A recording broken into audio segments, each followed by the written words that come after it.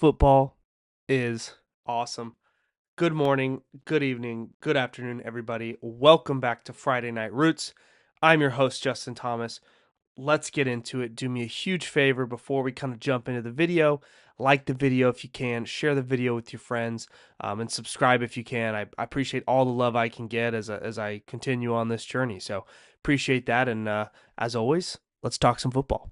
So today I kind of wanted to just jump in and cover, like, as I get back on the train here and get back on the horse and start to pump out videos again. I kind of wanted to start with two of the bigger storylines that are kind of surrounding the NFL.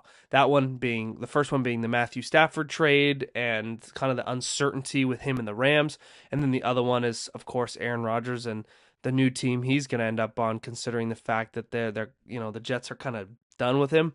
So yeah, let's jump right into it and talk some ball. So Matthew Stafford trade. This is an interesting one for me. Um, you know, I think it was very kind of obvious that they put a Band-Aid on Stafford and his contract. We kind of knew him and his camp, his agents and his team weren't happy with what he was getting and currently making in Los Angeles. That's not really a surprise to me. He's definitely underpaid. I mean, I think Matthew Stafford. You got the upper echelon of guys. You got the Mahomes, the Lamars, the Allens, and the Burrows. Right? Those are like the top four clear, concise people. I really think Matthew Stafford might be number 5, might be the 5th best quarterback in the NFL. If not, he's 6th or max 7th. I mean, this guy he's been in the NFL consistently. He's won a Super Bowl. He plays lights out. He plays really well with his coaching and Sean McVay and the whole system they got set up over there in Los Angeles. So I'm a huge Matthew Stafford fan just because I think what makes Stafford special is kind of one of those quarterbacks who he may not have a cannon in terms of distance or a super big advantage on height, but I do think the guy just throws lasers. I mean, he doesn't miss a whole lot. When he does miss, it's big, but he doesn't miss a whole lot, and he's pretty accurate. He's got Puka dialed in. Obviously, him and Cup have had a lot of success over the years. So, yeah, clearly him and his camp aren't happy, and there's little grumbles all over the NFL right now talking about if he's going to even end up staying. Well,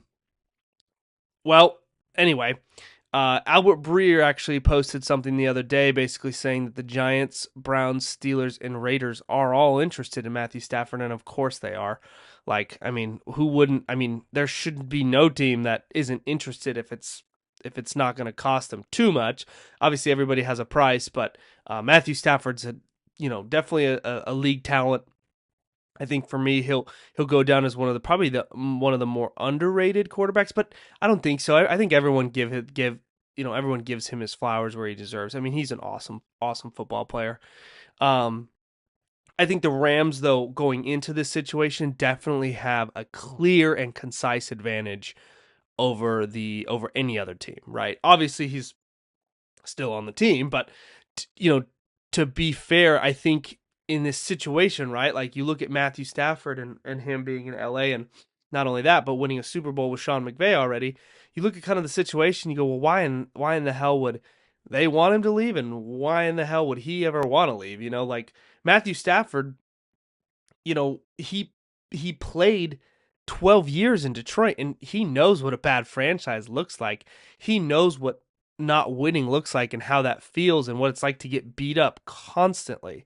So I can't imagine he's looking at, the teams I just mentioned who were, let me look, Giants, Browns, Steelers, Raiders. I can't imagine that he's going to like be all super excited to go pack his bags and get over there. I mean, I don't know. I just can't see it. I think that's why. Anyway, back to my point. Rams definitely have an advantage in this. His time in Detroit really, I assume, showed him enough. I assume, really, really, hammered in what it's like to play for a franchise that just can't get its feet underneath them. And I don't know if he ever would even want to, if it's even a risk, does he actually want to take that risk at his age? And who knows? But I think the Rams definitely have the upper hand. And same thing with, and it's probably the same thing with, the Super Bowl window when it comes to the LA Rams. I think the LA Rams, like, they're with Stafford, they're going to always be one of those teams that we see in that conversation or around that conversation. Next year, you list out all the potential playoff, Super Bowl, top, upper echelon teams. You're going to put the Rams in there. You're gonna. Why? Because they got Matthew Stafford and Sean McVay. That's it. I mean, they're a rock star team. I mean, they almost beat the Eagles. They were driving down the field, man. They were driving down the field. And, it was a one possession game. If it weren't for that play, I mean, we could be having a different conversation right now. So that's all I'm saying. Um, that's all I'm saying. And same thing with Aaron Rodgers, right? Now he knows what it's like to be on a bad team, and we'll get to him in a little bit. But, I think with it just doesn't make sense for him to leave just because with him there, they're in their Super Bowl window. Now, excuse me. I know that the Matthew Stafford's getting old, and of course, like they're going to want to, they have to consider his replacement. That's just true. I mean, he probably has another. I'd be surprised if he plays another 3-4 years. I mean, surprised if he does. I can see 1-2, no problem. But once you get to 3 and 4, it's like, he's almost 40. He's going to get to that age. And ultimately, like if you just put it down to, if you wanted to make it the most simple way possible, or put it the most simply, it would be a big mistake for Matthew Stafford to leave. That's what I think. But I did notice something when I was kind of doing preparation for this video. I did notice that both of the Rams tackles are going to be free agents. So that's something the Rams need to look into. Granted, the Rams have done a very good job as of late, kind of filling their roster with awesome rookies, especially on the defensive side, but they do need to sign some tackles and keep him protected. Otherwise, what's the point? A negative, I guess, is that Cooper Kupp is leaving and will be leaving the Rams. I don't think that probably weighs too much on Matthew Stafford's decision. I'm sure he wants to be there. I think we all know he wants to be there. So anyway, I don't want to count in any way, especially in the NFL and how tough it is and how big it is and the stress these players endure. I don't want to count people's money. But Matthew Stafford has made like $360 million in the NFL. I mean, that's a lot of cheddar. After taxes, sure, he's making... After taxes, sure, he's probably making half that, 170, 200, right? So, I mean, that doesn't count off-field stuff either. So, I mean, the guy's probably worth easy $200 million. I mean, easy $200 million. So, I'm not, once again, not trying to count the guy's money, but if I'm the Rams, here's what I'm doing. I'm going, Matthew, listen, we'll give you $40 to $50 million, 45, even 50. I probably wouldn't go more than 50 million, but we'll give you 45, 50 million a year, which is, still below market probably for what he's worth. I think Jared Goff's at 53. 53. I think 2 is at 53 or 55, right? So they've got 53. Yeah, so he's kind of like in that upper echelon for me. He's definitely better than Tua. I mean, the fact that Tua got that contract is ridiculous, but we'll talk about that at a different time. But anyway, if I'm the Rams, give this guy 40 to 50 million, somewhere in there, fully guaranteed for 3 years, obviously with a pretty awesome retirement clause, and say, hey man, in year 2 and 3, we're probably going to draft your replacement and or sign your replacement because we need to think about our future just as much as you need to think about yours. And if I'm Stafford, like, okay, I've already made all this money throughout my career. Okay, all right, I'll take a little bit, a tad bit less to get to stay with the coach I like, the coach I've won the Super Bowl with, a team that I know is going to be competitive versus taking a gamble on a team I'm not sure.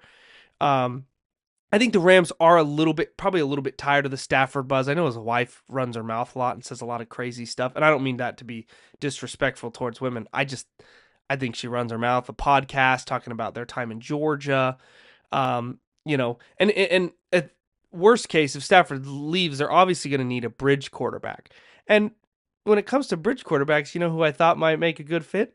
Maybe Aaron Rodgers. Maybe he's there for a year or two. They bring in a new guy to train under him, or maybe the Rams don't see Aaron as a culture guy and they don't want to bring him in. I don't know what the Rams would do if Stafford left. And like I said, if he did leave, there aren't too many good teams out there and too many good options. So I can't picture a world where he leaves and they don't figure it out, but it could happen. And if I'm the Rams, I'm doing my best without overspending, right? Don't overspend. Give him a short 2-3 year banger and then bring someone else in and explain that to him. Like, you don't want to catch him off guard like A-Rod and Brett Favre. You don't want to do that to him. But Anyway, I think Stafford's awesome. I hope he stays with the Rams. I mean, I'm a Niners fan, so I kind of don't, but I do. I think that's the best situation for the Rams and the best situation for him. And I don't think he'll leave, and I can't see a situation where he does. So let's move on to the next one. I wanted to mention one more thing too. I when I was doing research about it too, Aaron, you know, Matthew Stafford.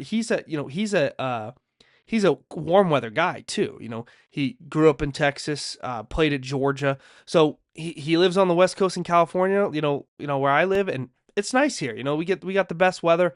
I don't know if he wants to pack up his family and move to somewhere where it's freezing. Not that those are any of the options, but who knows? I mean, someone offers him a good enough deal, or the Rams end up deciding they want to trade him. You don't want to end up moving to the snow. I'm just saying, especially if he's got a house here. So anyway, let's move on to the next topic. Aaron Rodgers. This is a tough one for me, but Aaron Rodgers, right away, I think it was clearly a Jets decision. This wasn't an Aaron Rodgers decision. Aaron Rodgers already said he wanted to play in New York and stay in New York. Clearly a Jets decision.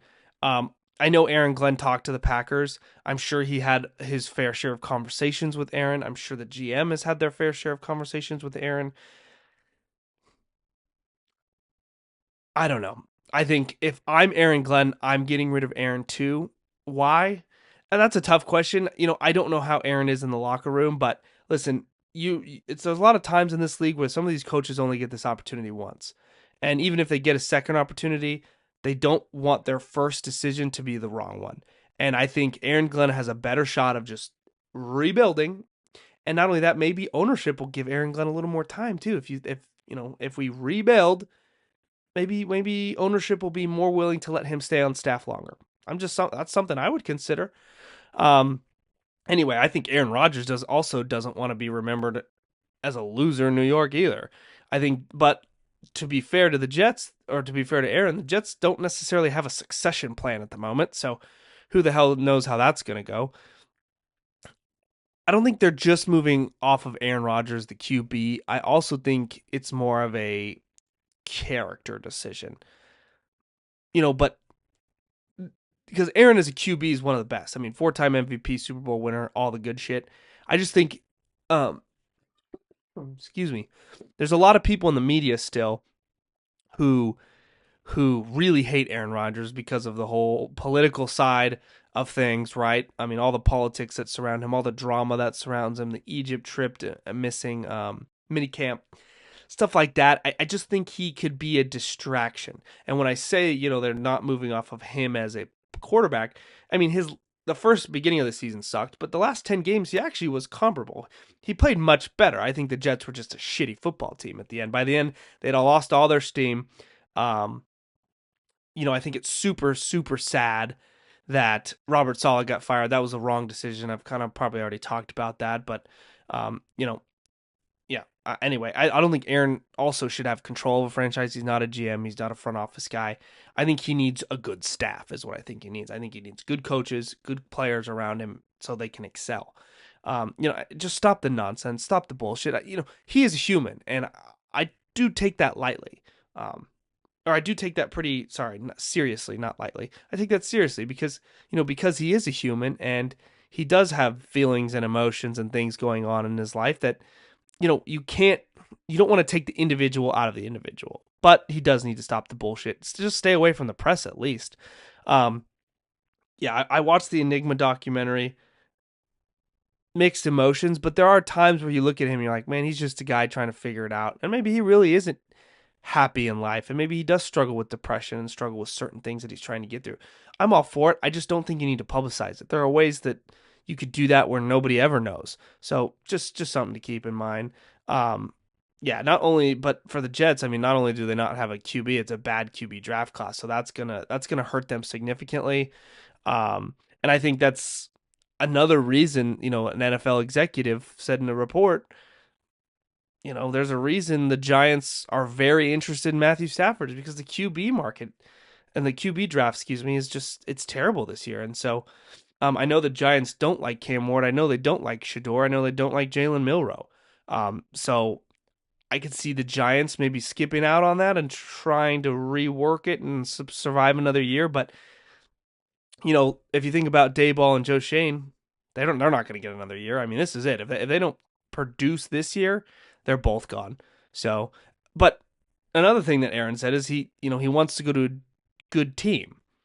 But the only good teams right now that I think he could go to or have a shot at are probably the Rams or the Steelers. I mean, Browns, Raiders, maybe even the Vikings I could see, but if Sam leaves, excuse me, if Sam leaves, but I don't know, it's just one of those things. It's kind of I just don't see where Aaron ends up right now. But I'm sure they'll try and make him competitive somewhere, but is the money going to be right? Probably not.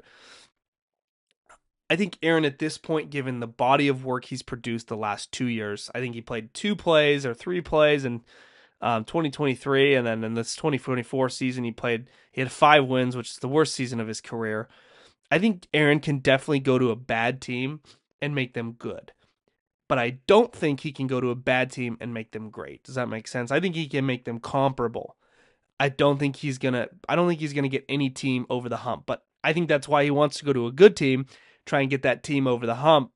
But I mean, I just don't think he's gonna be able to do that. I mean, I think the Jets were at one point considered that, and it just never came to fruition.